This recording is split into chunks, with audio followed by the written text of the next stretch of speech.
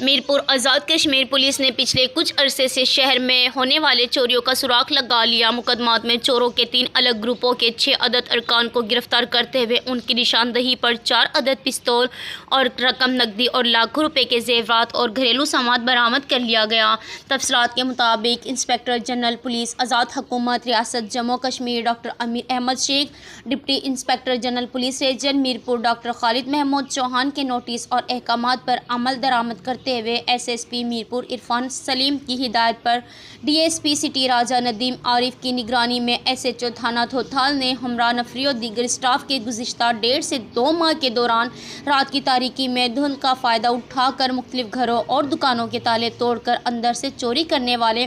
6 ملزمان، ایک گلزئی، 2 نورزئی، خیبر خان، ہارون خان، رفیع اللہ، محمد آغا اقوام، پٹھان سکنان افغانستان کو گرفتار کرتے ہوئے ملزمان قبضے سے 4 عدد پستول اور لاکھوں روپے کے طلائی زیورات اور گھریلو سے چوری کیے گئے سامان اور نقدی رقم برآمد کر لی گئی۔ عوام علاقے نے جرائم پیشہ عناصر کے خلاف کارروائیوں پر ایس ایس پی عرفان سلیم، ایس ایچ او تھوتھال اور پوری ٹیم کو مبارکباد دی اور جرائم پیشہ عناصر کے خلاف پولیس کے ساتھ مکمل تعاون کی یقین دہانی بھی کروائی۔ یہ رپورٹ آپ تک پہنچانے میں ہمارے ساتھ تعاون کیا تھا چنار لیف ٹیشو اور ریاض اسپتال میرپور نے۔